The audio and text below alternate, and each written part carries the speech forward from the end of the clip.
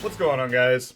Ninja Turtles issue 12. This is the last one for Jason Aaron and Juan, that collaboration. Now, I think we're going to leave off in good hands here. I thought that this was a pretty good issue. Of course, Juan's artwork is phenomenal, and as far as Freddie Williams taking over, I have no issues with that. I really like what he did with the Batman Ninja Turtle team up there. And so I'm not as familiar with, I believe it's Gene, who is taking over for writing. I'm not as familiar with his work, so I am hopeful because I think Jason Aaron did a pretty good job here. Not every single one of them were bangers, but very solid 12 issues here. So let me just start off with the cover. Now we have an Eastman cover, and he has Shredder. Now Shredder is nowhere in this book, so maybe a slight deception, but whatever. It's a pretty cool look at Shredder's design, especially for those who haven't been keeping up with the Shredder off series. So let's just get right on into it. This is part 6 of the New York City versus TMNT, and it is Untying. So we start off with Karai. She is still in that room that's guarded by Bebop and Rocksteady, and she is really trying to work some magic here. And what we find out is she's trying to learn the secrets of Yomi no Kuni. Okay, I may have just butchered the hell out of that, but we're going to do the best I can here.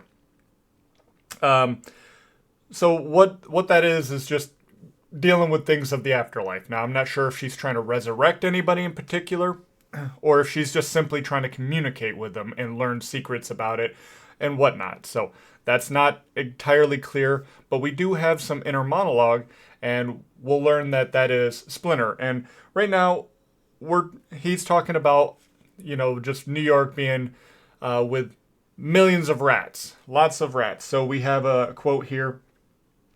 We are everywhere, in staggering numbers, eating New York alive. 3 million maws in the city, but only one keeps screaming. And that one is, of course, referencing him.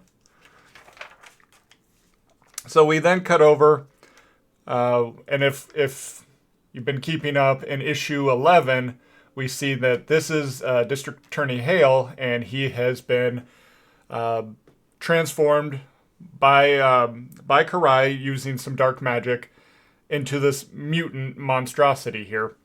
And he went after the turtles right there at the end. That's where we left. And they got their hands full. He's quite big and powerful. And what we'll also see, something I really thought was very interesting, is he's constantly mutating into different creatures. So we'll see like his face and his arms all change up. And I really like that. So, the police are trying to get in on this too. They're shooting, has no effect. And he just swats them away like flies. No problems there. The turtles are just like beside themselves. They're trying to figure out what's going on.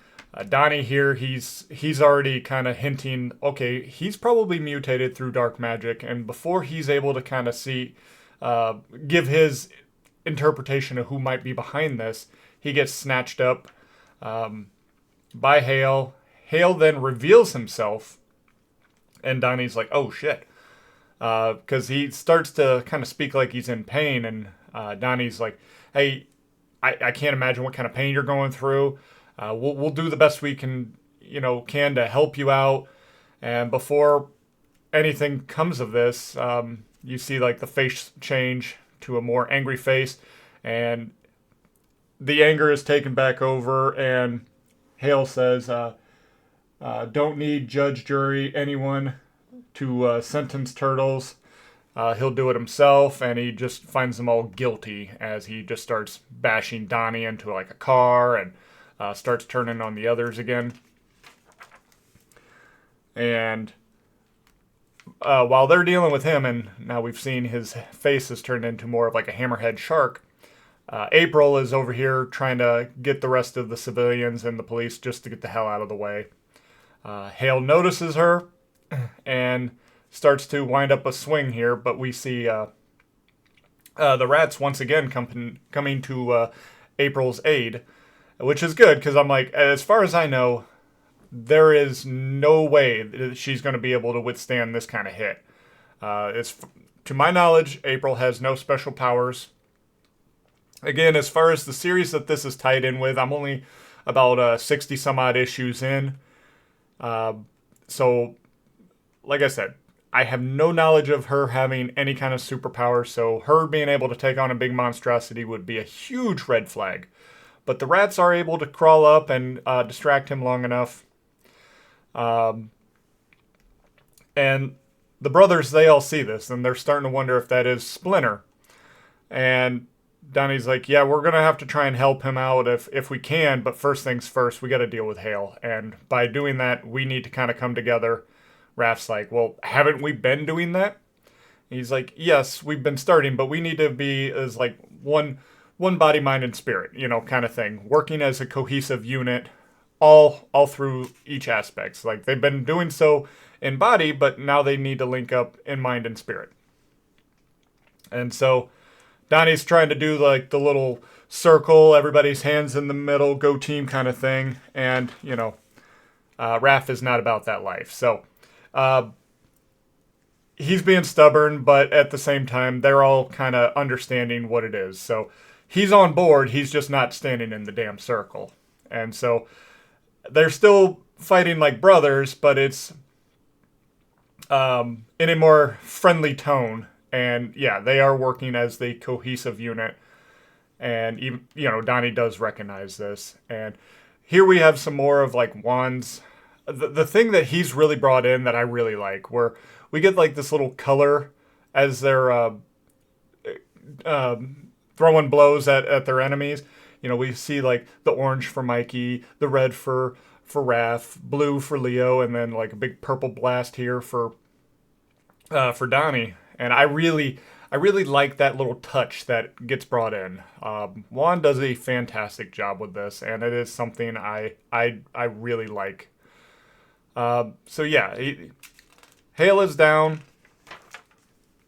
He is starting to look a little fearful now, as we get some monologue about from Splinter, talking about how when the four brothers are, a cohesive unit like what we're seeing them do, there's no foe that can be greater than them. And so what we're seeing through Hale's eyes is this big behemoth, or basically kaiju monster in spirit forming for the turtles. And you see he's got 4 arms, and each one of those arms is holding one of the brothers' weapons. So it's just like illustrating to us, like, yeah, they are a monster force to be reckoned with. And I thought that was a pretty neat touch. And yeah, Splinter's little monologue going on about how they will tower over all. So they've beaten Hale, and what we're seeing is the rats are all scurrying away, and April, gives them like a kudos, a congrats on being able to basically correct the record as far as what they were being accused of and all that, and how Hale was corrupt and all this, that, and the other. And Mikey's asking about the rats, and she says, yeah, once he fell, they dispersed. And yeah, we do see a handful appear as far as some in the alleyway. And it looks to have kind of made Mikey kind of second guess what the whole Splinter thing was all about. But he's like, we did hear that voice, right? And so we then cut over to the hospital where Casey Jones still is. And this is what I was saying in my Casey Jones review, is it seems to be out of order, because in that first issue, he does get out of the hospital. He's out fighting crime. He's still a little beat up, but he's out of the hospital at least. So again, that just kind of confirms that criticism is like it seems to be out of order. April's catching him up as they share some pizza together, letting him know that yeah, the guys were able to take care of Hale. He's you know currently in a zoo because they don't have any way to confine him at this time, and they're also trying to find a way to reverse the mutation. And Casey gives the kudos to April for doing everything, including wearing his stuff. I'm still not the biggest fan of her wearing Casey's mask and using his stuff. I mean, that's Casey Jones, not anybody else. Let April be April. Let Casey be Casey. Minor nitpick, but that does. I don't like it when people do that. So, moving forward, it's he does start to wonder where the guys are. He's like, it's not like them miss a pizza party. And April's like, well, they said that they had something that they needed to take care of alone.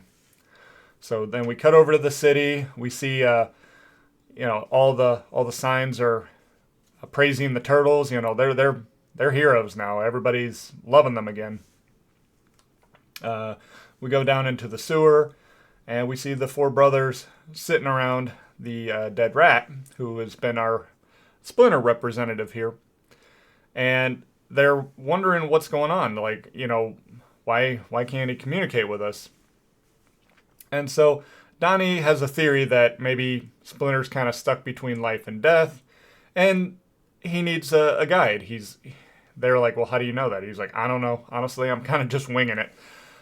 So I'm like, okay, at least he's not stating anything factual. He's just like, maybe, okay. So they're like, okay, well, why don't we just try to, reach out to him like he's been reaching out to us and see if maybe we can help him. And so what they decide to do is sit around him and meditate. And this really kind of reminded me a lot of the first Ninja Turtle movie back from 1990, where they're meditating and trying to reach out to Splinter there. And we even get similar imagery here, right? Splinter shows up in kind of like a mystical fire type illustration, and we got the four brothers all sitting there in a circle. So they are able to reach out to him, but suddenly they realize something's wrong, right? Leo mentions that it looks like he's talking, but they can't hear him. And before they even know what happens, he disappears, and then the rat body is on fire and goes down into ash. And this, obviously, it troubles them. They're like, well, we saw our dad, but now we can't talk to him, and the thing that we've had to kind of connect us with him is gone. It's nothing but ash. And they took it as a way of just saying, well, perhaps this is for the best, perhaps he's there with Mom, and we just need to be able to move on. And so they return to the surface. They see the city lights and everything, and they're like, well, should we go meet our adoring public? Now that they're the good guys again as far as the citizens are concerned. And Raph's like, you know what? I got a better idea. And they just return back to the shadows, and we get more monologue from Splinter. And basically what he's talking about is, through everything that they've gone through, that they will continue to do so with like a smile on their face.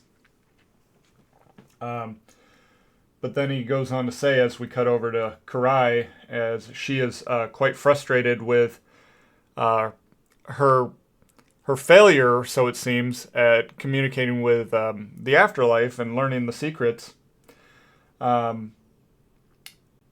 He says, but I fear serenity is not in their future or my own. And we do see Karai has summoned a particular figure over here and is quite pleased. And then Splinter goes on to say, the first thing that hits me is the agony. I'd forgotten how much it hurts to be alive.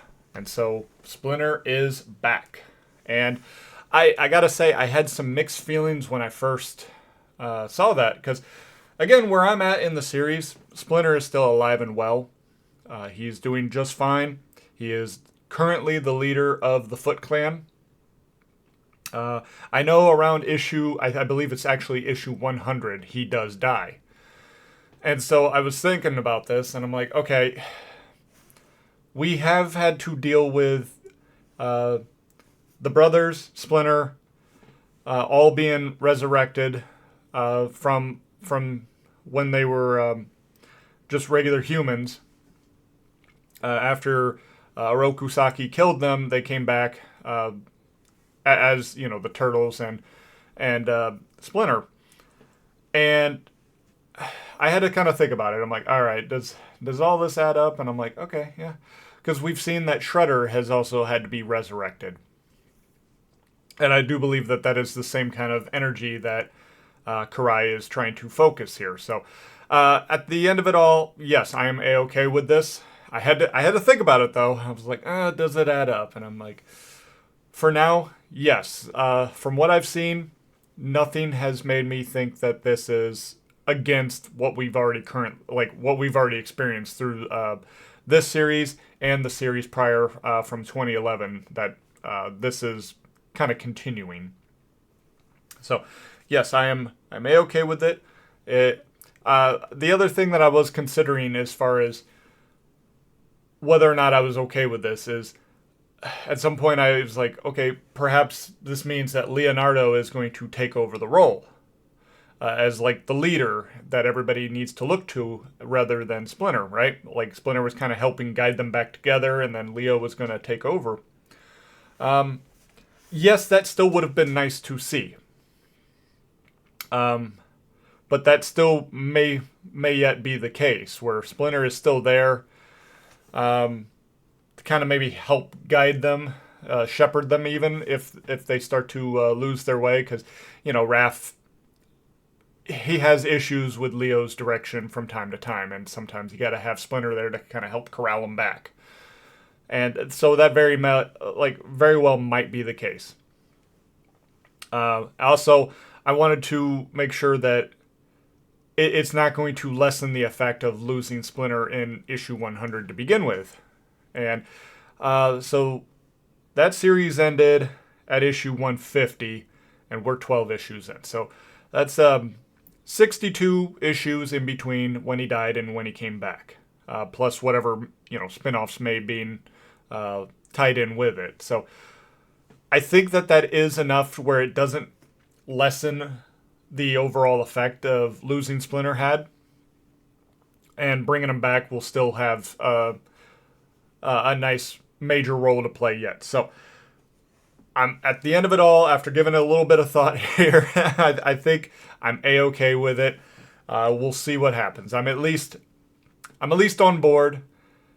This is probably the most questionable thing I had, but for now, I'm a-okay with it. So, but yeah, that is where our series ends, and yeah, we get a little preview at what's coming for issue 13, and yeah, it looks like as far as the design, Freddy still got it going, so we are in good hands as far as artwork. I was not a fan of Sophie's art from the previous series. I felt that it was looking a little too cutesy, so I just don't want that anymore. So I like what Juan's got, and at that first glance there, it looks like Freddy's gonna keep us in good hands. So, but like I said, issue 12, I overall like it. I would say it's probably at least in the upper tier as far as these first 12 issues. I was a little skeptical with what we had with Hale as a mutant, but I did like that changing, constant changing as far as, we'll see him with like a shark head or like a squid arm and stuff like that. That was pretty neat. I really like that. If he stays a mutant a couple more times through a few more fights, I would be a-okay with that while they try to figure it out, because I doubt he's going to stay in prison for very long. In fact, I would not be surprised if in his court hearing he manages to get out in some way, shape, or form, because he does look to be quite formidable. So, um, yeah, overall, solid series. At least these first 12 issues are definitely worth checking out. So if this is something that would interest you, I wouldn't hesitate to go ahead and give it a try for yourself, especially if you've liked what I've had to show here. But that is all I have for today, guys. So until next time, take care and God bless.